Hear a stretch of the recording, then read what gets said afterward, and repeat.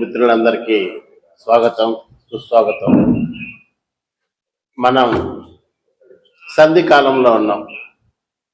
ఆ రోజు ఆంధ్రప్రదేశ్ రాష్ట్ర విభజన జరిగిన పరిస్థితి ఈరోజు మనం ఎదుర్కొంటున్నాము. ఆ రోజు ఆంధ్రప్రదేశ్ రాష్ట్రం వట్టి చేతులతో మనము హైదరాబాద్ నగరాన్ని, క్యాపిటల్ సిటీని ఎలా వదిలి బయటికి రావాల్సి వచ్చిందో ఈరోజు అలాగే మనం కష్టపడి నిర్మించుకున్న ప్రెస్ క్లబ్ భవనాన్ని, కొన్ని వసతులను, ఆదాయాన్ని పోగొట్టుకుని వట్టి చేతులతో వచ్చి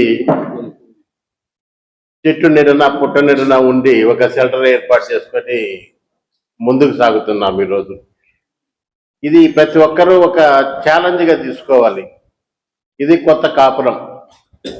ఈ కాపురంలో షెల్టర్ దొరికింది, ఇంకా మనము కాపురం చేయాలంటే అన్ని సమకూర్చుకోవాలి. వంట పాత్రల కాడి నుంచి, గ్యాస్ కాడి నుంచి. ఎందుకు ప్రతి ఒక్కరూ కృషి చేయాలి. అదేదో సామెతలో రాజుగారు పాలు పోయమంటే నేను నీళ్లు పోస్తే ఏమవుతుంది అన్న విధంగా ఎవరు అనుకోకుండా ప్రతి ఒక్కరూ సహకారాలు అందించాలి, కష్టపడాలి. ఒక సంస్థ మనుగడ ఎలా తెలుస్తుంది? మనం చేసే కార్యక్రమాలు. తర్వాత మంచి పేరు చెడ్డ పేరు దీంట్లో ఉన్న కార్యకర్తల వల్ల, నాయకుల వల్ల మంచి పేరు చెడ్డ పేరు వస్తుంది. మనము ఒక ఫ్లవరింగ్ బడ్, ఇంకా మనం పూర్తి స్థాయిలో వికసించలేదు. కాబట్టి సత్ప్రవర్తన కలిగి ఉండాలి.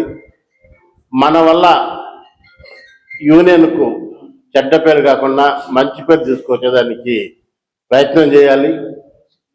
క్రమశిక్షణ కలిగిన కార్యకర్తలుగా ఏదో ఒక కార్యక్రమం, జర్నలిస్ట్ యూనియన్ అంటే మనం వెళ్ళి ప్రెస్ మీట్లకు వెళ్ళి రాసేసి వచ్చేస్తే మన పని అయిపోతుంది అనేది జర్నలిస్ట్గా ఓకే. ఒక యూనియన్ సభ్యులుగా ఉన్నప్పుడు ప్రజా సమస్యల పైన మనకు అవసరం లేదు, కానీ మన సమస్యల పైన మనం స్పందించాల్సిన అవసరం ఉంది. వీటి కోసం నియోజకవర్గంలో కానీ, మండలాల్లో కానీ తరచుగా మన ప్రాబ్లమ్స్ పైన వినతి పత్రాలు ఇవ్వడం, అది ఆఫీసర్లు కలవడం, ఒక గెట్ టుగెదర్ ఏర్పాటు చేయడం. ఎందుకంటే ఒక మనుగడ ఈ సంస్థ అనేది ఉంది. ఎందుకంటే ఇప్పటి వరకు ఒక సంస్థ మోనోపలిగా రాజ్యం వెళ్ళింది. అక్కడ వాళ్ళ నియంతృత్వ నిరంకుశ పోకడలను మనం తట్టుకోలేక ఎదిరించి బయట వచ్చాం. మనం తట్టుకొని నిలబడడం, ఈరోజు ఇంతమంది రావడం చూస్తే నాకు చాలా ఆశ్చర్యంగా ఉంది, చాలా గర్వంగా ఉంది. ప్రతి ఒక్కరికి శిరస్సు వంచి నా నమస్కారాలు తెలియజేస్తున్నాను. ఇదే స్ఫూర్తి, ఇదే ఐక్యత, ఇదే మరి కలిసికట్టుగా మనం అందరూ ముందుకు వెళ్ళాల్సి ఉంది. రాబోయే కాలంలో మనం మహాసభలు పెట్టుకోవాలి.